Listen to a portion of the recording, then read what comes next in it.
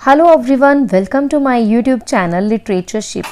आज की इस वीडियो में हम कवर करेंगे ई से लेकर एल तक की लिटरेरी टर्म्स। जो फर्स्ट है हमारे पास एपिथेट। एपिथेट क्या होती है? एक निक नेम होता है, एक डिस्क्रिप्टिव टर्म होती है जिसको हम सॉब्रिक्वेट्स भी बोलते हैं। ये किसी के नेम के साथ ऐड हो जाती है। लाइक शेक्सपियर को हम बोलते हैं द बार्ड ऑफ एवॉन और simply the bird. Sarojini Naidu को हम बोलते हैं the Nightingale of India. Rabindranath Tagore को हम बोलते हैं द बार्ड ऑफ बंगाल। तो इस तरीके से ये जो नाम है इनके एपिथेट्स हैं या फिर इनको हम सॉब्रिक्वेट्स भी बोलते हैं। इसी तरीके से अगर हम देखेंगे रोमियो एंड जूलियट जो है इनको स्टार क्रॉस्ड लवर इस एपिथेट से भी जाना जाता है। Next we have is euphemism. Euphemism जो है ये क्या होता है? एक तरह से ये हमारे अनप्लेजेंट मैसेज को या फिर कोई ऑफेंसिव आइडिया को ये सॉफ्ट कर देता है। ठीक है, लाइक अगर हमने बोलना है ही इज डेड तो ये थोड़ा सा जो है सुनने में अनप्लेजेंट लगता है। तो इसकी जगह पे हम क्या यूज़ कर सकते हैं? He is no more, he is passed away, या फिर ही इज़ अनएम्प्लॉयड है तो उसकी जगह पे हम यूज़ कर सकते हैं ही इज़ बिटवीन जॉब्स। ठीक है, तो ये मतलब होता है यूफेमिज्म का, जो हमारे अनप्लेजेंट मैसेज को एक सॉफ्ट मैसेज बना देता है। Next we have is exposition. Exposition जो है वो होता है एक comprehensive description of an idea और story necessary for the reader और audience to make sense of a story. जैसे हम कई बार कोई स्टोरी रीड करते हैं तो क्या होता है, बिगिनिंग में बेसिक डिटेल्स जो है उसके बारे में बताया जाता है, सेटिंग के बारे में बताया जाता है, कैरेक्टर्स उसकी सेटिंग के बारे में बताया जाता है। फॉर एग्जाम्पल अगर हम कोई पर्सन है, अगर वो डायरी एंट्री कर रहा है, ठीक है, डायरी एंट्री में हम अपने डे टू डे लाइफ को लिखते हैं, तो अगर वो एक डायरी एंट्री में एक्सपोजिशन टेक्निक का यूज़ करेगा तो वो कैसे लिखेगा? देखो, my day was terrible, first some guy spilled coffee at me at Starbucks. उसने स्टार्ट किया कि मेरा जो दिन था वो काफ़ी ज़्यादा टेरिबल था, बहुत ज़्यादा बेकार था। सबसे पहले क्या हुआ कि किसी ने मेरे ऊपर स्टारबक्स में कॉफ़ी फेंक दी। Then I was late to my meeting and my boss yelled at me. उसके बाद मैं अपनी मीटिंग के लिए लेट हो गया और मेरे बॉस ने मुझे डांटा। Then I forgot to save my report before closing my computer. फिर मैंने कंप्यूटर टर्न ऑफ करने से पहले अपनी जो रिपोर्ट थी उसको सेव नहीं किया, सेव करना भूल गया, तो एक दिन का जितना भी मेरा काम था सारा का सारा वो लॉस्ट हो गया। So this was the technique. इसमें जो है एक्सपोजिशन जो है यूज़ किया गया है, एक एक पॉइंट को जो है एक्सप्लेन किया गया है। Next we have is falling action. Falling action जो है ये जो पॉइंट है ये क्लाइमेक्स के बाद जो आता है उसको हम फॉलिंग एक्शन बोलते हैं। ये जो है मैं आपको एक स्टोरी माउंटेन की हेल्प से समझाऊंगी। ये देखिए, ये हमारे पास है स्टोरी माउंटेन, इसको हम स्टोरी माउंटेन बोलते हैं। सबसे पहले क्या होता है? बैकग्राउंड होता है जिसमें कैरेक्टर्स की सेटिंग्स की जो है इंट्रोडक्शन के बारे में हमें बताया जाता है। उसके बाद होता है राइजिंग एक्शन। राइजिंग एक्शन में क्या होता है कि इवेंट्स जो कि मेन प्रॉब्लम है किसी स्टोरी में या नॉवल में, कोई मेन जो प्रॉब्लम्स है उसकी तरफ जो स्टोरी है मूव करती है। देन आता है हमारे पास क्लाइमेक्स। क्लाइमेक्स में क्या होता है, जो प्रॉब्लम होती है अपने हाई पॉइंट पे रीच कर जाती है। ठीक है, जो सबसे मतलब मेन पॉइंट जो है, अगर हम मूवी देखते हैं तो मूवी की अगर बात करो तो क्लाइमेक्स है जो मेन पॉइंट, जो सबको प्रॉब्लम जो है अपने हाई पॉइंट पर पहुंच गई है।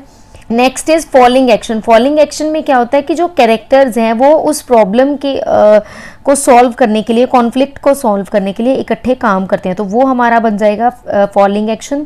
The last one is resolution. Resolution में क्या होगा, स्टोरी जो है एंड हो गई है और थिंग्स जो है, सारी जो चीज़ें हैं, कॉन्फ्लिक्ट जो है खत्म हो गया है, तो उसको हम रेजोल्यूशन बोलेंगे। Next we have is foot. Foot क्या होता है? पोइट्री में कुछ बेसिक यूनिट होते हैं मीटर के, जिसके अंदर कॉम्बिनेशन होते हैं दो या दो से ज़्यादा स्ट्रेस्ड और अनस्ट्रेस्ड सिलेबल्स के।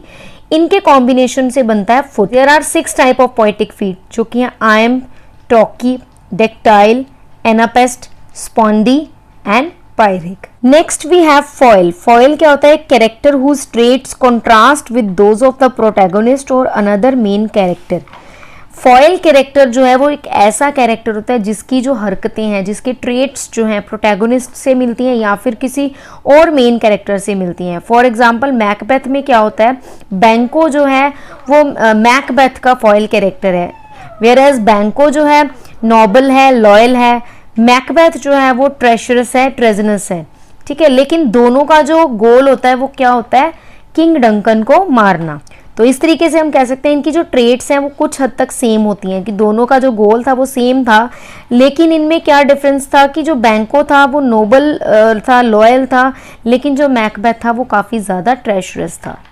Next we have is foreshadowing. Foreshadowing भी एक लिटरेरी डिवाइस है, एक टेक्निक है, जिससे हमें क्या होता है कि कोई भी स्टोरी में, कोई नोवेल में आगे क्या होने वाला है उसका एक हिंट मिल जाता है, उसको हम बोलते हैं फोरशैडोइंग। ठीक है, ये सस्पेंस क्रिएट करने में काफ़ी ज़्यादा हेल्पफुल है, जिससे हमें सस्पेंस क्रिएट होता है, क्यूरियोसिटी की फीलिंग जो है अराउज करता है ये रीडर्स में, या फिर हम कह सकते हैं ऑडियंस में। ये मिस्ट्री नॉवेल्स में ये चीज़ कॉमन होती है। फॉर एग्जांपल मैकबेथ में शेक्सपियर ने फोरशैडोइंग टेक्निक जो है यूज़ की। कब यूज़ की? जब विचेस जो है ये प्रिडिक्ट करती हैं कि मैकबेथ जो है वो किंग, थेन ऑफ कॉर्डर बनेगा, देन वो किंग बनेगा।